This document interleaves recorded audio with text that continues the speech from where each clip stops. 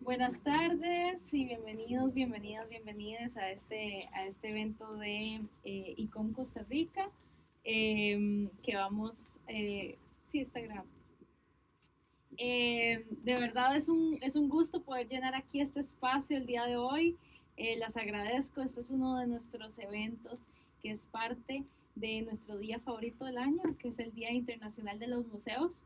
Y bueno, nos alegra siempre en ICOM Costa Rica tener a mucha gente reunida alrededor de temas que nos interesan. En este caso, un tema muy interesante que nos convoca aquí hoy. Y bueno, creo que estoy tan curiosa como la mayoría de las personas que estamos aquí, de aprender más de esta temática y de verdad agradecer de entrada a nuestras personas panelistas que nos van a formar parte de este espacio. De verdad que es un lujo contar con ustedes y de verdad que es un lujo poder conversar abiertamente de un tema como este, que yo creo que no se conversa lo suficiente, no se conversa del todo. Entonces, qué bien, qué oportunidad. Y bueno, estamos en un espacio muy también distendido como para hacer preguntas, para hacer consultas, y espero que eso espera hacer ICOM también, una oportunidad para las personas profesionales de museos, para las personas interesadas en los museos, en el arte, en la cultura, de tener un acceso a otras oportunidades como esta, de hablar de este tipo de temas. Ayer tuvimos un conversatorio también donde hablamos sobre el fortalecimiento de los museos costarricenses, también una oportunidad muy interesante de profundizar en algunas temáticas complejas, pero que son importantes para nuestro país. Entonces, nada más recordarles que el Día Internacional de los Museos se celebra el 18 de mayo. Y hoy además estamos en este museo tan maravilloso, los museos del Banco Central, que nos dan la bienvenida, que además tenemos muy en nuestro corazón porque son un miembro institucional de ICOM Costa Rica, y además están de celebración de un aniversario importante, el 30 aniversario de la fundación de los museos del Banco Central. Entonces, felicidades, un aplauso para los museos del Banco Central que nos reúnen aquí hoy. Y bueno, no les atraso más porque ese es un tema muy interesante. Los dejo con Laura Bonilla Merchaf, quien es parte de la Junta Directiva, y bueno, y que ustedes ya saben todos sus maravillosos atributos y lo carga que es, y lo afortunados que somos de que la tengamos en ICOM Costa Rica. Entonces, bueno, los dejo con una de las expertas y ojalá disfruten mucho, y aquí estamos. Muchísimas gracias, Eo, y muchas gracias a todos ustedes que nos acompañan hoy.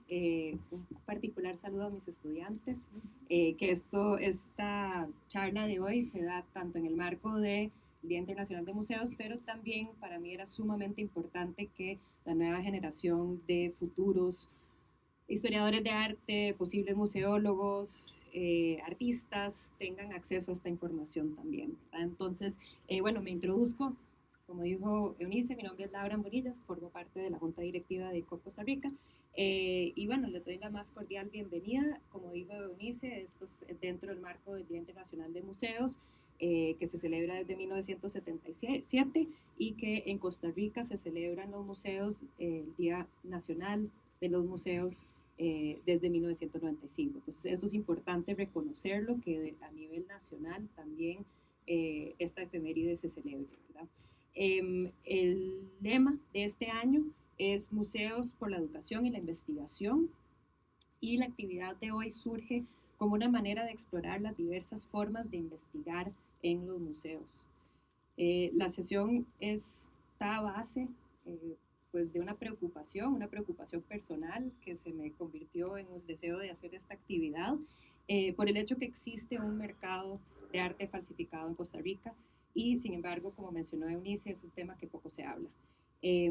¿Cómo se puede combatir? Pues con la investigación, tanto la investigación de técnicas artísticas, así como la investigación visual, que depende de un ojo altamente entrenado. De todo ámbito oscuro hay que encontrarle el lado bueno, por lo que siento que si existe un mercado de arte falso, implica que pues tenemos un mundo de arte consolidado en el país, que integra no solo a artistas que comparten un entorno propicio para la producción artística, sino que también un público con poder adquisitivo, una clase de mecenazgo, que permite que sigan floreciendo las propuestas artísticas. Pero con eso dicho, no podemos permitir que se dé así tan sencillamente y definitivamente de ninguna manera en el ámbito museal. Para esto entonces hemos invitado a 3 especialistas que en el campo de arte que nos puedan comentar sobre sus experiencias y que nos expliquen qué es lo que buscan ellas. Y bueno, el título del conversatorio hoy es Tras la pista del engaño o el delito. Entonces, que nos expliquen ellas cuál es la pista que ellas siguen. Entonces, sin más, introduzco a la primera persona invitada, doña María Enriqueta Guardia. Es historiadora de arte, investigadora y curadora de numerosísimos... Sí, de formación, pero sí de... Sí, pero no tengo el título, sino de licenciada de artes plásticas. Bueno, entonces pero, sos artista. Dicho sea de paso, me he dedicado toda la vida a estudiar el arte costarricense, pero sí, ante un grupo de gente de historia del arte, tengo que decirlo. Bueno, muchas gracias por la aclaración. No sea falsa. Ahora que estamos hablando de lo falsificado. Estás falsificando. Entonces, bueno, aún con eso que nos ha dicho, ha publicado numerosos textos que son fundamentales para la historia del arte en nuestro país. Entre esos, uno de los que a mí más me gusta y siempre busco para mis cursos es el de La Otra Mirada, los artistas extranjeros, que precisamente se publicó bajo la editorial de la Fundación de los Museos del Banco Central, entonces, pero sigue siendo uno de mis favoritos, y pues muchos otros monografías de artistas, entre ellos José Sancho, Isifredo Garita, Carlos Poveda, Kiko Quirós, José Sancho, Néstor Celedón Guzmán. Entonces, esos textos son fundamentales para pues, nuestro mundo de historia del arte. Fue miembro de la Junta Directiva del Museo de Arte Costarricense y el Museo Nacional, y es la fundadora y la directora, podemos decir, actual de la Pinacoteca Digital Pincel, o sea, la Pinacoteca Digital de Arte Costarricense, que es una herramienta fundamental para el desarrollo de la historia del arte en nuestro país, pero también pues yo lo utilizo muchísimo en mis cursos de humanidades fuera de la GAM, donde hay muy poco acceso al arte nacional, entonces es sumamente importante ese recurso, sin lugar a dudas el repositorio más consultado y que uno puede tener certeza de la confiabilidad de su contenido debido a que va con el aval de doña María Enriqueta.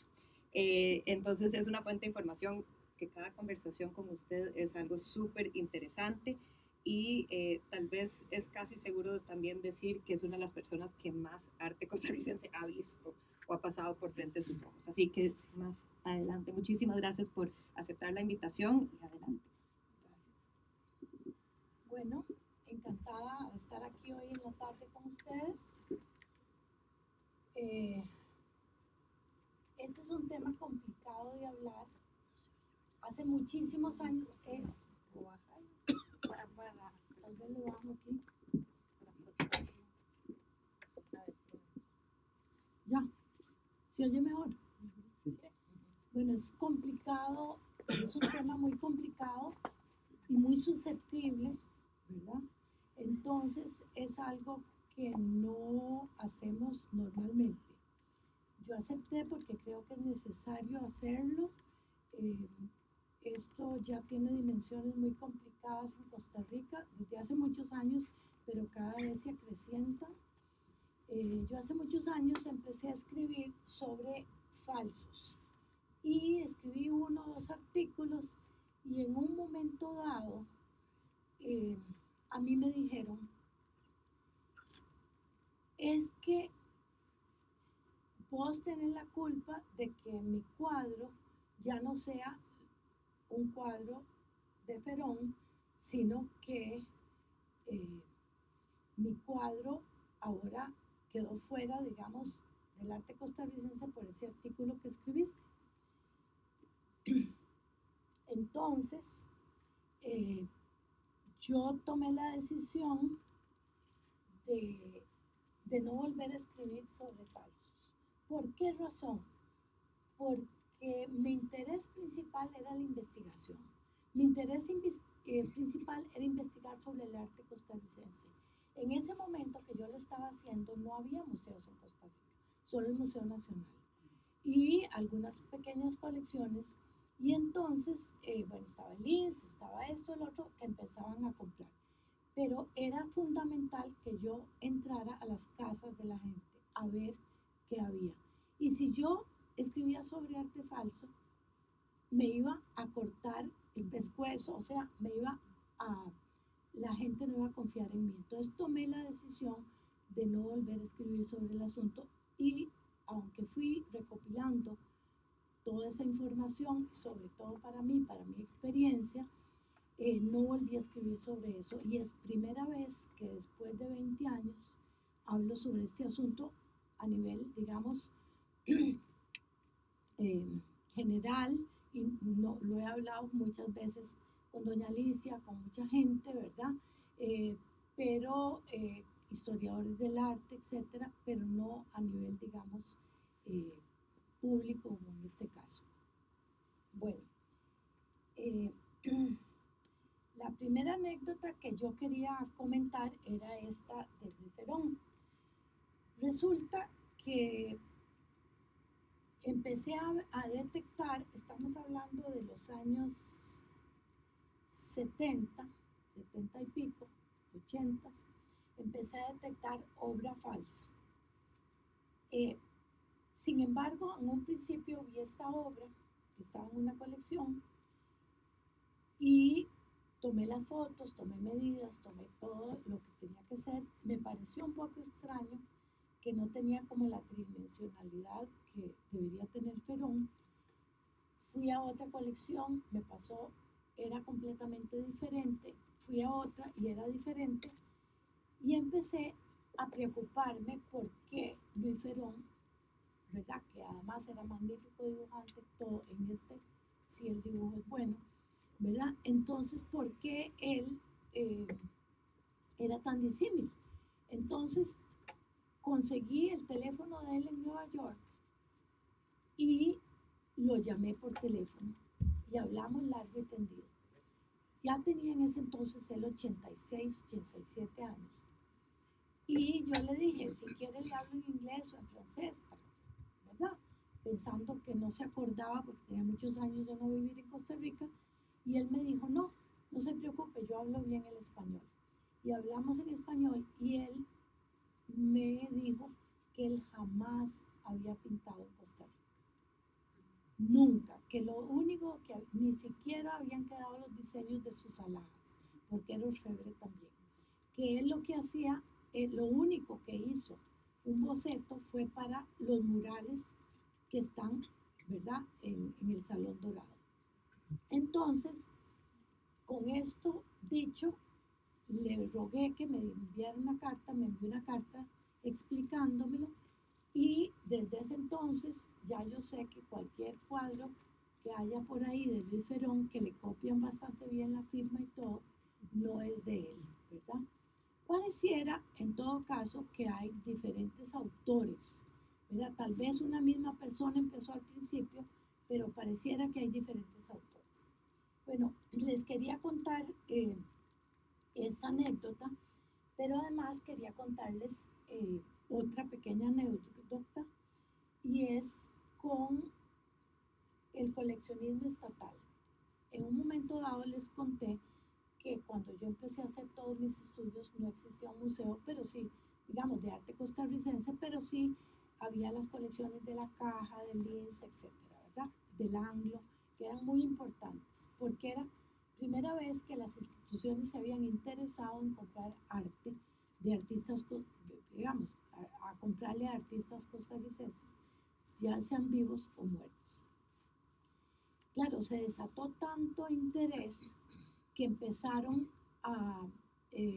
por las instituciones a comprar, que empezaron también la maquinaria de las personas que querían vender sus obras. Dicho sea de paso, uno de los que sufrió mayores, digamos, vejámenes en este sentido fue Fausto Pacheco, porque la Caja del Seguro Social, don Genaro Valverde, estaba muy entusiasmado con comprar cosas de Fausto y empezaron a comprar. Y también les empezaron a llegar muchísimas obras falsas, ¿verdad? Hay dos anécdotas con respecto a esto. Una es que salió un cuadro, salió una nota en el periódico diciendo que había este es de otra colección pública, que había que había un cuadro enorme que fue el último que hizo Fausto. Y entonces sacan la foto en el periódico, que es la única que tenemos, ¿verdad? Y días después sale una carta de la compañera de Fausto Pacheco y madre de sus 3 hijos, diciendo que Fausto jamás había pintado ese cuadro. Porque además el falsificador aducía, o el que se lo quería vender a la caja, o se lo vendió a la caja, aducía que ese cuadro lo había hecho estando en el hospital, muy enfermo. Y ella, entonces la esposa, dice que estaba tan enfermo que no podía pintar cosas grandes, que solo tenía un pequeño cuadernito donde pintaba y una cajita de acuarelas. Imposible que hubiera pintado aquel cuadro enorme. Y ella entonces se desdice. La segunda anécdota es que doña Graciela Moreno, que era directora o directiva de la caja en ese momento, y empiezan a estudiar posteriormente cuáles son las obras que les habían vendido y si había falsos o no, porque empieza a correrse el rumor de que había mucho falso en la caja. Entonces hacen un estudio, varias personas intervienen, entre ellas Iliana Alvarado, entre ellas Cachicho Echeverría y otras, determinan algunos, otros no pueden determinar lo que es y lo que no. Pero entonces hay otro artículo de periódico, porque desgraciadamente en la caja, después de que se determinaron los falsos y que estaban aparte, en algún momento llegó alguien y revolvió todo. Y muchos de estos documentos desaparecieron. Entonces, digamos, lo único cierto es lo que las cuadros que salían en ese momento en ese artículo de periódico y lo que decía doña Graciela. Entonces doña Graciela decía, no los vamos a romper, no los vamos a deshacer, lo que vamos a hacer es tenerlos aparte y tal vez en un momento dado se puede hacer una pequeña sala con falsos para que los estudiantes y la gente joven aprenda lo que es un falso y lo que es un verdadero. Bueno, era una cosa un poco ilusoria tal vez, porque eso no es lo que pasa en la realidad. Bueno, y eso fue exactamente lo que no pasó. Bueno, estos son anécdotas que son de ahí, parte de nuestra historia y parte de lo complicado que es ese tema de los falsos o los espurios, etcétera, ¿verdad? Y vamos entonces a ver algunas cosas respecto a esto. Bueno, tenemos las características generales de los falsos. Bueno, hay varias, ¿verdad? Primero, la procedencia. Entonces, la procedencia, muchas veces hay cuentos chinos sobre su procedencia. Nos dicen que el cuadro es de unos viejitos que tienen que venderlo urgentemente, que por eso no tiene esto y el otro. Pero realmente una de las cosas que más me angustia a mí es ver que las personas creen en la persona que lo está vendiendo, creen en eso, compran y no es que inmediatamente se dan cuenta y pueden ejercer digamos, ponerlo bajo el estatuto de la ley o algo así, sino que muchas veces, y como hemos visto, tanto Alicia, que a ellos les llegan mucha obra para restaurar, y nosotros, y gente que tenemos que ver con colecciones de arte privadas, vemos la cantidad de falsos que hay que se dan cuenta 50 y 60 años después. O sea, en este momento Todos los cuadros que se hicieron falsos, 70s y 80s, estamos viéndolos ahora de personas que se han muerto y que aparecen esos cuadros en sus colecciones. Y claro, los hijos no tienen la menor idea y ellos tampoco tienen la menor idea. En general, la persona que tiene un falso y lo sabe, raramente lo guarda o si no lo esconde por ahí en un closet. Hay una pequeña anécdota de un falso Fausto, que es la única vez que yo he visto que se haya roto un cuadro, que Floria Barrio Nuevo le tocó, la historiadora de Floria Barrio Nuevo le tocó ir a un juicio. Se determinó que el cuadro era falso, era falsísimo, y entonces la juez determinó que el cuadro no era como era espurio, todo el cuadro, y la firma tenía que romperse, y lo rompió ahí delante de todos. Claro, yo no creo que en estos momentos un juez se vaya a atrever a hacer una cosa de esas, pero en todo caso es una anécdota de algo que pasó y es de las pocas cosas que han pasado, digamos que legalmente se ha podido probar que son falsos. Alicia sabe también que hemos ido a algunos pequeños juicios y por alguna otra razón la juez siempre o le da la razón a las personas que tienen los falsos o queda la duda y no pasa nada. Bueno, en todo caso,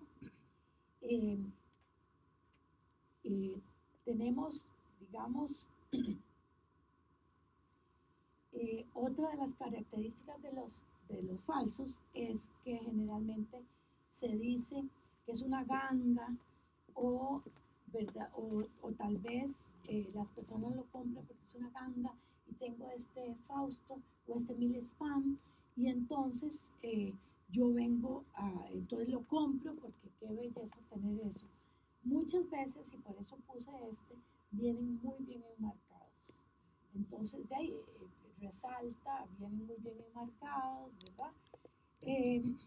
Otra cosa que se dice muchas veces que se hace muchas veces es vender un lote grande, la persona compra el lote y dentro de ese lote vienen falsos y verdaderos. Pero digo, insisto, que en general el coleccionista no sabe que tiene esos falsos. Otra cosa son, digamos, las personas inescrupulosas que se los han vendido, ¿verdad? Bueno, otra de las características de los falsos, además de los cuentos chinos con que nos llegan o que llegan para venderlos, que la firma y el estilo no coinciden. Entonces, bueno, aquí vemos uno que sí coincide, que sí es un verdadero Max, ¿verdad? En este caso sí coincide porque es un Max verdadero, pero igual ahora vamos a ver algunos otros que no, ¿verdad? Después está el estado de conservación. Aquí les pongo dos ejemplos. A la izquierda hay un cuadro o una pintura que tiene un estado digamos, con un envejecimiento natural. A la izquierda, digamos, es muy viejo, pero con un envejecimiento natural. Y otro que es un falso Fausto al óleo envejecido artificialmente. Eso pasa muchísimo, ¿verdad?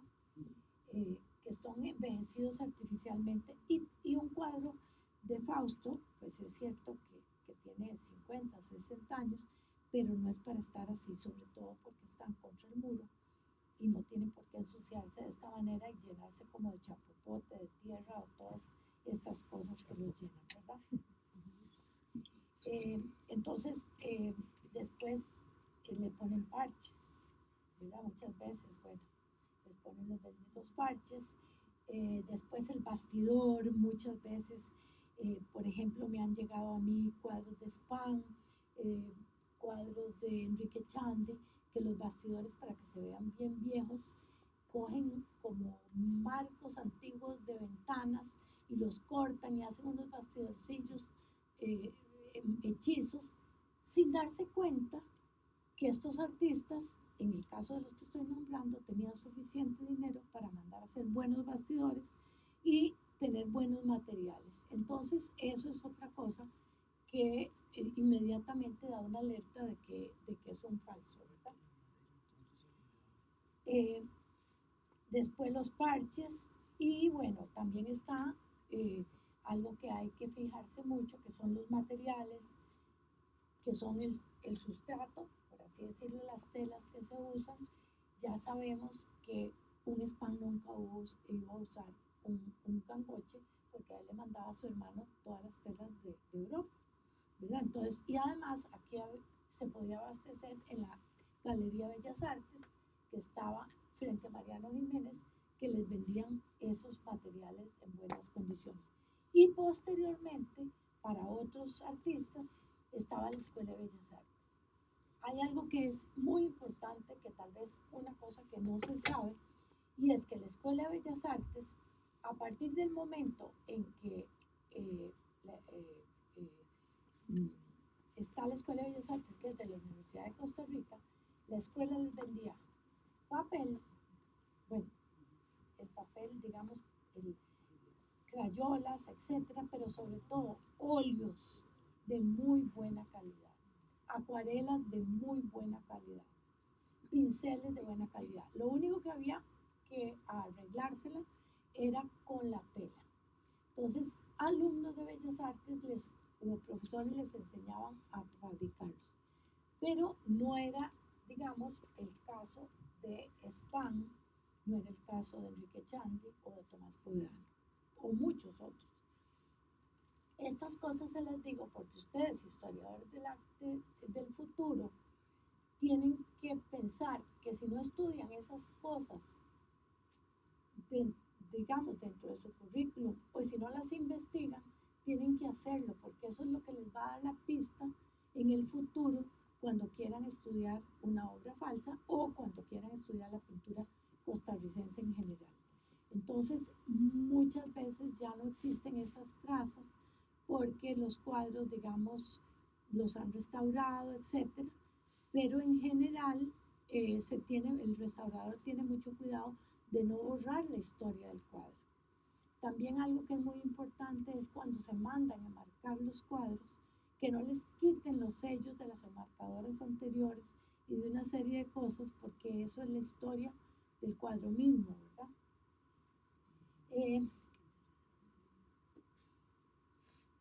Aquí vemos, por ejemplo, los materiales. Estos son de la cajita de pinturas de Fausto Pacheco. Y entonces ustedes pueden ver, estas son la última cajita de Fausto Pacheco. Y si se dan cuenta, vean ahí la marca de la cajita de acuarelas, que es esta que está aquí. ¿Qué marca tiene? London. Es un Winsor & Newton. Es Winsor & Newton. O sea, no estamos hablando de pintura mala. Entonces, ¿por qué pensar que Fausto pintaba con cochinadas? No. Siempre tuvo su cajita de acuarelas. Entonces, no creamos que tiene dos colores porque no tenía acuarelas con que pintar. Eso es sencillamente alguien que lo mal falsificó. Esta cajita era lo último que él tenía, que su hija y su esposa recogieron precisamente el día que él murió en el hospital. Esos pinceles y estas cajitas, ¿verdad? Esos yo lo tomé directamente de la casa de la hija de él. Entonces, por eso es importante tener en cuenta todos estos aspectos, ¿verdad? Bueno, vamos a hablar un poco de la tipología de los falsos, ¿verdad?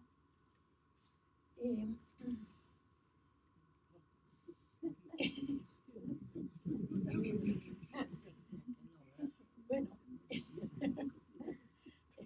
esto es un supuesto Kiko Quiroz, es una acuarela. Entonces, bueno, primero la firma, no corresponde la firma a un Kiko, se parece, pero no corresponde. Tampoco corresponde el tema, la temática, porque es cierto que él hizo algunas figuras y todo, pero no coincide, ¿verdad?, la temática con él.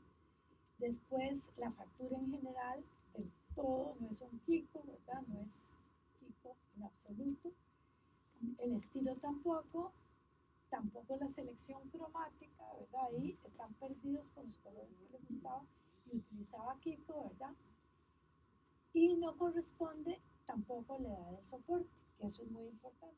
El papel es excesivamente nuevo para haber sido pintado por Kiko, ¿verdad? Sobre todo en el papel sucede algo complicado, eso se lo explicará Alicia posteriormente, todo lo que tiene con banana, con todo lo que tiene que ver con papeles y todo, pero envejece mucho más en algunos casos por la humedad, etcétera. Pero en todo caso, este no correspondía.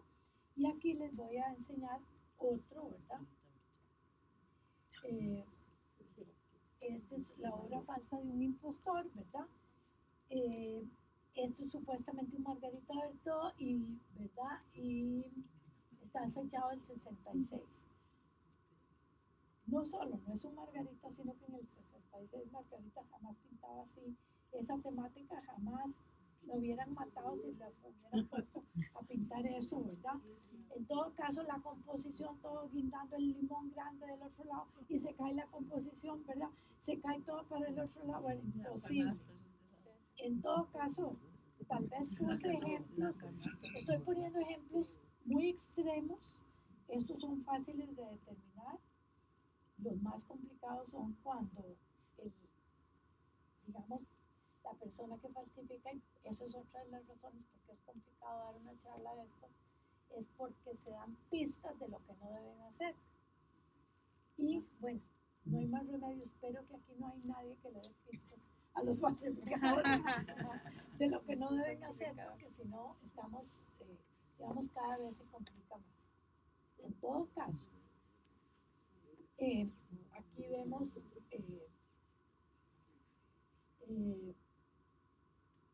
digamos, la tipología de los falsos, empezamos con los anteriores, vemos esos otros. Es una falsificación, una copia que pretende ser de un original. Precisamente cuando se sacó el libro de Max Jiménez, inmediatamente empezaron a salir estas disqueacuarelas falsas. En un momento dado, a mí me llevaron a que tomara unas obras en un lugar y ahí había algunas de estas y yo me di cuenta que las estaban copiando del libro. Esta es la pobre Anita, ¿verdad? De Max Jiménez, ¿verdad? Ahí está el nombre. Este es el falso, ¿verdad? Y tratan de imitar la firma, el año, etcétera, pero es una burda copia de Max Jiménez. Después también existe esta otra asunto, que es tomar un cuadro ya pintado, alguien que ya pintó un cuadro, y borrarle la firma y ponerle la firma del autor que a mí me interesa. A la izquierda vemos que es un cuadro que ella pone ahí abajo, reproducción por de Esmeralda Loría, que era una alumna de Bellas Artes, que después llega a ser la esposa de Tomás Podano, reproduce una de las láminas que había en Bellas Artes. Creo que esta lámina ya no está, porque fueron de las que se perdieron, pero esta lámina la reprodujeron los alumnos muchas veces de Bellas Artes, y entonces ella en su casa tenía esta obra y decía reproducción de lámina tal, ¿verdad? Como debe ser cuando uno reproduce una lámina, y está en una colección particular. El segundo es una reproducción de la lámina de una manera diferente, porque el que lo reprodujo, ella lo reprodujo en acuarela y este otro lo reprodujeron en óleo, algún alumno de Bellas Artes, que vino alguien, se lo encontró por ahí, o el abuelito se murió, y entonces había que vender las cosas, alguien compró, le borraron la firma y le pusieron Wenceslao de la Guardia. Porque Wenceslao de la Guardia era un pintor muy interesante que había vivido unos años en Costa Rica, pero que era casi desconocido en el país, y entonces era propicio ligarlo con la Escuela de Bellas Artes. Dicho sea de paso, don Wenceslao era el tío de María Ponce, la esposa de don Kiko, que fue la secretaria de Bellas Artes toda la vida. Bueno, lo digo porque Zulay la conoció y la gente que estuvo en Bellas Artes en la época también. Entonces, tenemos también esa otra clase de reproducciones, y esta obra yo la saco a la luz porque desgraciadamente en Bellas Artes había unas diapositivas que estaba esta obra y siempre la enseñaban como si fuera una obra de Wenceslao de la Guardia. Sin embargo, ahora sabemos que es una copia de un alumno. Bueno, después hay un tema muy complicado que son los falsos producidos por vías mecánicas y digitales. Eso es complicadísimo porque con la tecnología que hay actualmente es muy fácil. Y voy a contar otro cuento que nos pasó con una acuarela de Margarita Bertón. Nana y Alicia conocen la historia porque ellas fueron las que me lo mostraron, y era un cuadro siempre muy bien enmarcados, generalmente con el vidrio alejado del cuadro y vidrio muy opaco, sobre todo lechoso, para que no se vea bien, y se veían las marquitas y todo de la acuarela, de papel de acuarela con mucha rugosidad. Y entonces lo sacan del marco y era una reproducción digital. Una muy buena foto que la reproducen y la sacan, ¿verdad? Exacta. Y eso se da montones de veces. Pasa mucho con la obra gráfica, digamos, con todo lo que es litografía y con todo lo que es serigrafía también, ¿verdad? Que hacen reproducciones o toman buenas fotos y después hacen reproducciones. Pero cada vez se va a complicar más este asunto. Bueno, entonces, en algunos casos, hay algunos falsos que aparecen con una certificación. Esa es otra cosa que es ya más complicada, porque no solo están vendiendo una obra falsa, sino que esa obra falsa aparece con un certificado de alguien. Muchas veces la persona que hizo el certificado se confundió, no sabía y emitió el certificado por falta de experiencia, por alguna cosa. En algunos otros casos le roban a alguien o tienen una certificación de otro cuadro y hacen una patraña, como ahora les voy a decir. En este caso es este cuadro, que es otro copiado del libro de Maximenes, y está fechado del 39, pero es un óleo. Pero entonces, vean, aquí está la copia a la izquierda de la acuarela y a la derecha la obra verdadera Maximenes. ¿Verdad? No solo es vulgar, digamos, la falsificación en todo sentido, ¿verdad? No solo por falsificarlo, sino por hacerlo tan mal, pobre Max, ¿verdad? Sino que también hay otro aspecto, venía con un certificado. Entonces, la persona que hizo el certificado posiblemente no sabía que esta obra era falsa y creyó que era verdadera, porque si no, no hubiera emitido el certificado. Pero hay que tener mucho cuidado, ¿verdad? Porque además, después vamos a ver eso, el certificado jamás debe venir sin una foto de la obra y con especificaciones más contundentes para que sea, ¿verdad? Para que sea bien. Bueno, este es un certificado que me falsificaron a mí. Entonces, el certificado original mío es este, el 15114 de Fausto Pacheco. Yo los tengo numerados con papel en este momento. Precisamente cuando me di cuenta de esto, empecé a usar un papel de alta seguridad, que tiene 7 cosas que no pueden copiar, etcétera. Y bueno, ahora tengo mucho cuidado, pero en este momento pasó esto. Pero yo siempre he tenido mucho cuidado en a quién se lo hago, qué artista se lo hago. Tiene una numeración que es el año, primero la numeración del certificado, después el año, ¿verdad? Ese año lo hice en el 2014. Entonces, este es el certificado que hicieron. Cogieron el certificado original le cambiaron la foto, ¿verdad? Le cambiaron la foto con otra obra que era la que les interesaba. Conste que yo no sé si esa foto que cambiaron es verdadera o no, puede ser que sea una obra de Margarita, pero que necesitaban un certificado y se lo pusieron, ¿verdad? O una copia de otra de Margarita, no sabía uno.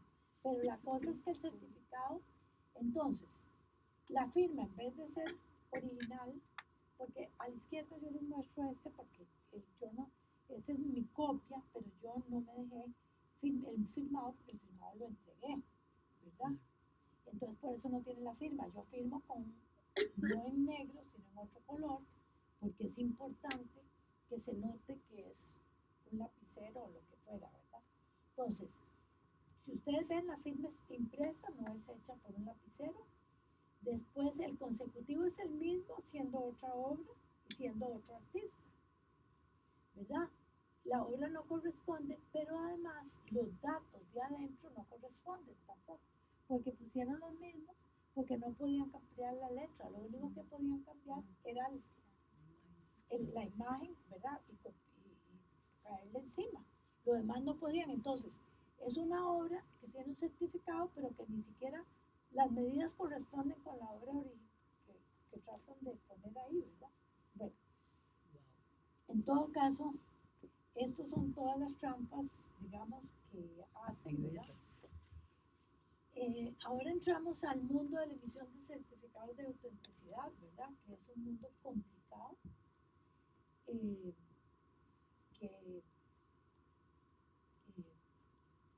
yo creo que por más que es complicado emitir un certificado,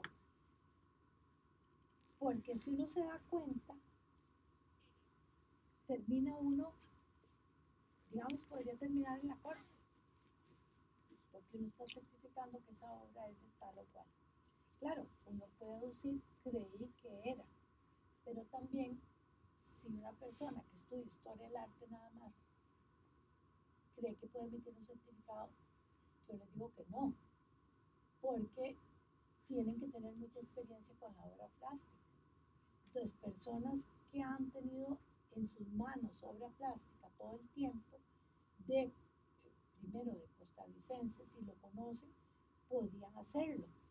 Pero además hay otras cosas que son importantes y es que hay que ver si la familia tiene una fundación, si es esa fundación la que emite los certificados. Por ejemplo, un José Sancho, solo José Sancho y su fundación emite sus certificados. Un Zúñiga hace lo mismo, ¿verdad? Y así algunos, hay otras familias que no emiten los certificados o porque no conocen o porque no lo hacen por algunas razones. Pero bueno, hay que tener mucho cuidado en eso. Otra cosa es que si conocemos de arte costarricense no podemos emitir certificados extranjeros, solo si se es especialista, ¿verdad? En este caso, digamos que hablábamos de un poco de la ética profesional.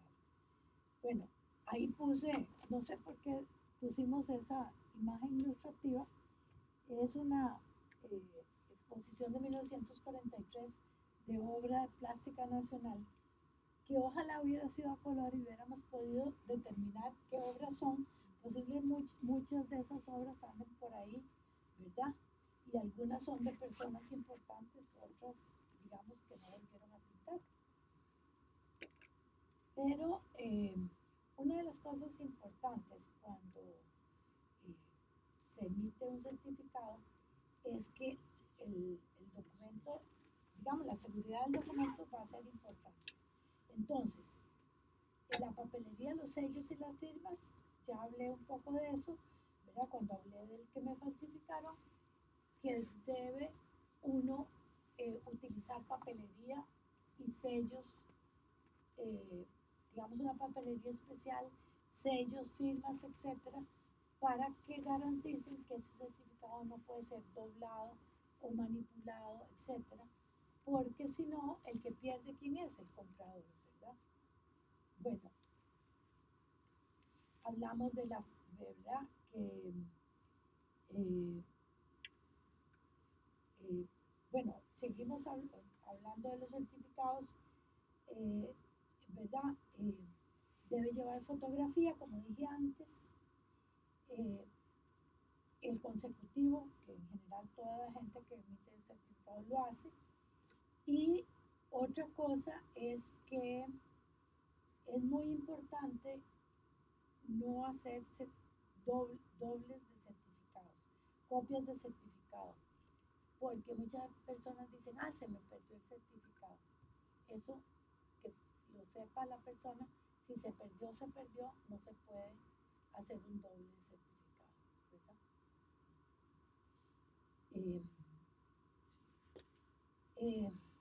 Bueno, digamos, ¿cómo verificar un certificado de autenticidad? Bueno, hay maneras de hacerlo, digamos, chequear si el mismo es auténtico. ¿Cómo? Bueno, si conocemos quién hace los certificados, cómo chequear que la firma es auténtico, si está vivo, llamar a la persona, se lo emitió, etc. Pero bueno, entre conocedores se sabe, pero puede pasar, ¿verdad? Hay que tener mucho cuidado que coincidan las fechas, que coincida todo, porque si no puede pasar como con el mío, y a Iliana Alvarado también le han falsificado, digamos, le han duplicado, gemeliado algunos, pero claro, ya ahora con los míos no se puede, y con los de Iliana tampoco, porque ella tiene otras firmas de seguridad y otras personas que emiten certificados lo harán también, ¿verdad? Entonces hay que verificar muy bien si llega una obra con certificado. Ahora vamos a pasar a lo último, que sería un poco la génesis, digamos, de las obras falsas. Bueno, digamos que las obras falsas se dan desde tiempos inmemoriales, y las razones por las que se hacen son muy variadas, pueden ser económicas, sociales, etc. Pero sin embargo, creo que es un tema muy amplio, que no vamos a entrar en él ahora, pero sí les voy a enseñar, digamos, un cuadro, digamos, de un falso de Amiguetti, fechado el 39, de una colección particular. Entonces, ¿cómo determiné yo que era falso? Bueno, el papel está muy amarillado, y ustedes ven que hay una parte más amarilla que otra porque estuvo expuesto a la luz. Entonces el papel, si está mucho expuesto a la luz y a la humedad y todo, sí se puede dañar bastante con el tiempo. Pero digamos, del 39 a nuestros días sí podría haberse dañado así. Sin embargo, ¿qué es lo que pasa? Muchos de estos cuadros espurios los hacen en papeles viejos. Es muy fácil, todos los que han hecho acuarela y todos los que han hecho dibujo tienen en la casa carpetas con papeles viejos de todas las edades, y se dan cuenta que muchos de estos son hechos con papeles viejos o previos. No es que los añejan, sino que son papeles que consiguen viejos y quedan por ahí, ¿verdad? Pero además también hay la segunda razón es porque este cuadro posiblemente lo hicieron con papel viejo, pero además tiene ya mucho de haber sido hecho, y entonces ha sufrido los embates del tiempo. Firma espuria, después hay una marca que fue calcado de otro, ¿verdad? Y en general no coincide la factura de él, y pertenece además a un fondo donde hay muchos otros falsos. Entonces eso también nos deja con dudas, ¿verdad? Y esos otros falsos fueron hechos con el mismo papel. Bueno, ahora viene la responsabilidad del artista, porque muchas veces el artista no tiene la culpa, pero muchas veces sí tiene la culpa. ¿Por qué? Bueno, una de las razones es que el artista tiene que cuidar de la buena calidad de los materiales. Conste que Luis sí era cuidadoso, ¿no? Puse esto porque estaba Luis pintando esta obra, Luis Dael, pero verdad que tienen que tener mucho cuidado de utilizar buenos materiales para que la obra no se degrade, ¿verdad? Eh,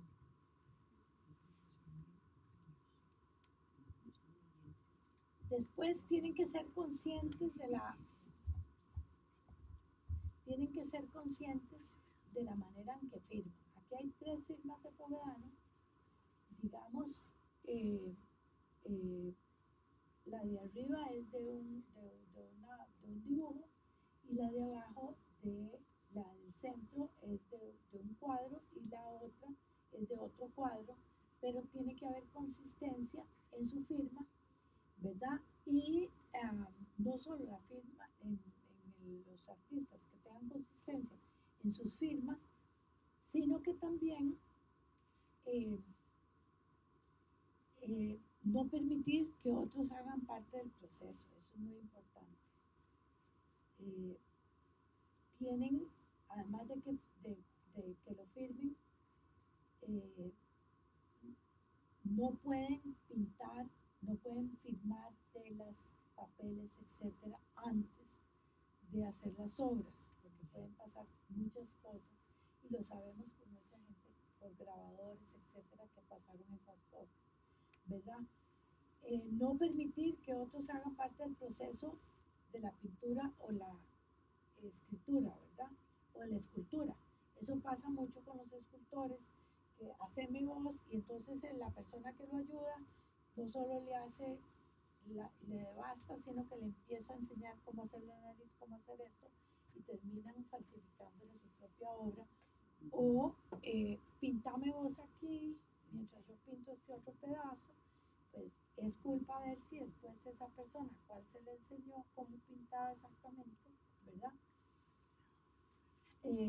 Y también no permitir que la obra sea reproducida en serio por otros. Creo que eso es una gran responsabilidad, porque en nuestros días pasa que el artista, bueno, aquí tenemos una persona que hace gran cantidad de grabados, señor Murillo, y él no permitiría que de sus grabados de un momento a otro alguien saque una copia y haga un montón de copias, ¿verdad? ¿Por qué? Porque él no puede tener control sobre lo que se hizo, etc.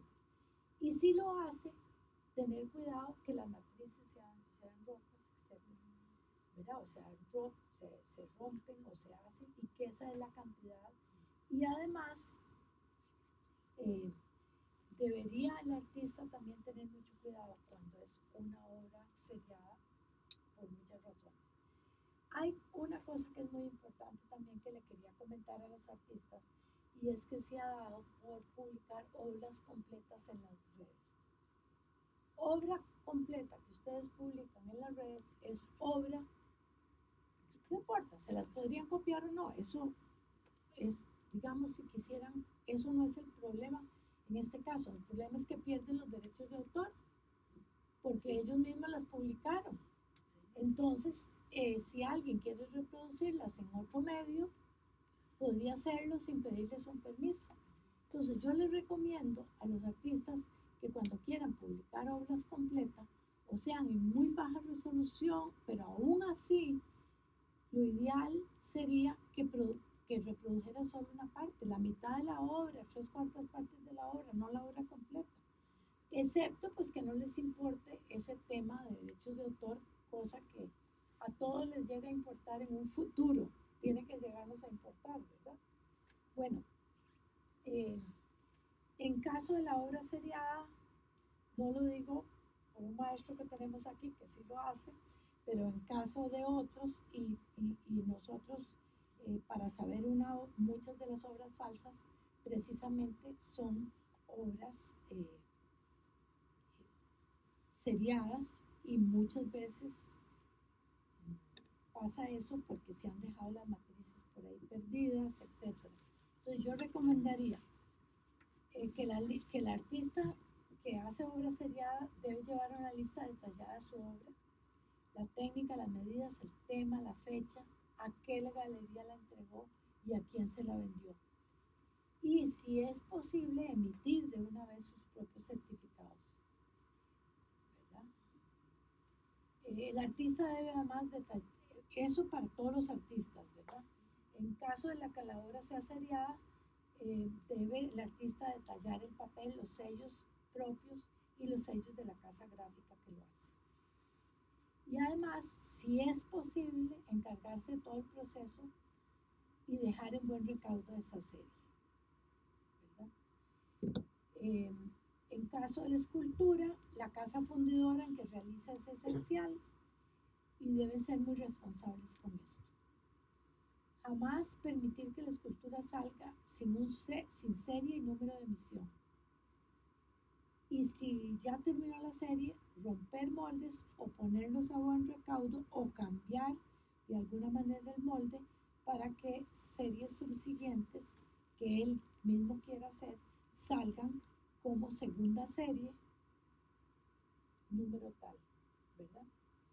Porque es una injusticia que la gente compre obras que a veces no son falsificadas, pero son reproducidas al máximo. Después está también la responsabilidad del derechohabientes, los herederos. Conservar los registros del artista. Bueno, esto ya pasó todo esto, ¿verdad? Y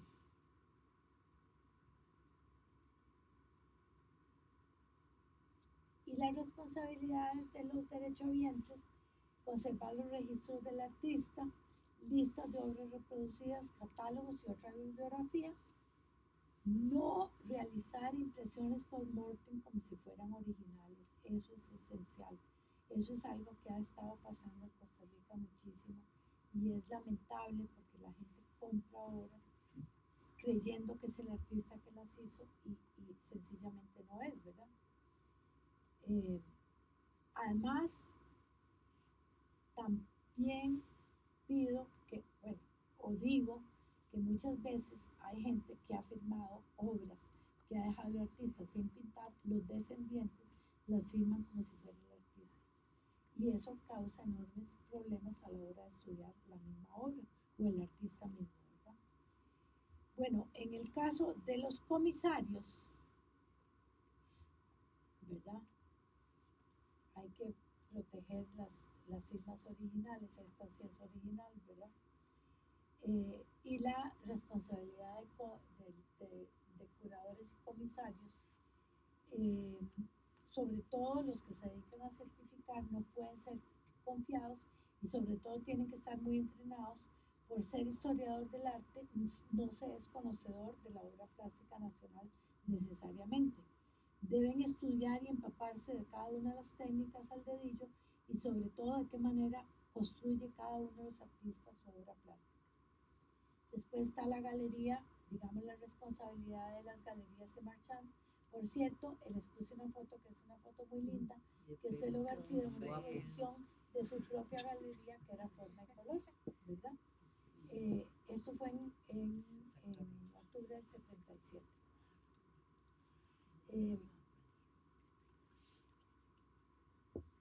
Aquí, ¿verdad? Esto es también tiene que ver el difícil papel del especialista, ¿verdad? Pero tenemos que saber que para cerrar el círculo vital de la obra plástica, tenemos que pensar en el último de la cadena. ¿Quién es el último de la cadena? El comprador. Y ese es no solo es esencial porque el artista, ¿para quién pinta? Para alguien que vaya a ver su obra. Muchas veces es un museo, pero igual es un comprador, que sea un museo o sea una persona privada, es el que va a sufrir si la obra es falsa, ¿verdad? Entonces, ahí entramos en un mundo que es complicado, que es la economía y la ética, pero no vamos a desarrollarlo porque sería un largo camino a hacerlo. El especialista tiene un largo camino y es muy complicado y es, digamos, muy difícil, porque desenmascarar una red mafiosa y los que han lucrado con la buena voluntad y el amor del arte, es complicado desenmascararlo y podemos vernos en problemas muy serios. Y todos los que emitimos un certificado de que una obra es falsa o decimos que la obra es falsa, nos arriesgamos, digamos, a la mala voluntad, por bien decirlo, de los que falsifican o están en esta red de mafia, ¿verdad? La última pregunta que me hago, digamos,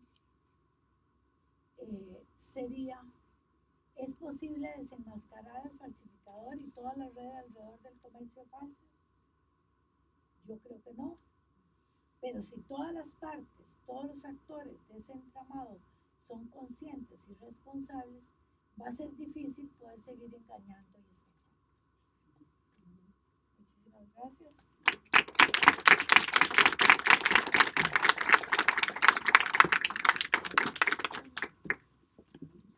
Muchísimas gracias, doña María Enriqueta, de verdad fue muy esclarecedor, muchos datos súper importantes que podemos tomar en cuenta siempre. Y definitivamente, como dice ella, el hecho de ser historiador de arte no implica que uno tiene la capacidad de autenticar piezas, y por eso es que yo, como historiadora de arte, invité a las especialistas, porque no, en eso no soy especialista, pero me interesa un montón. Sí. Por favor. Entonces aquí... Sí, la llave. Vamos a hacer una segunda, ¿verdad? Exacto, para que no quede tan pesado. Para no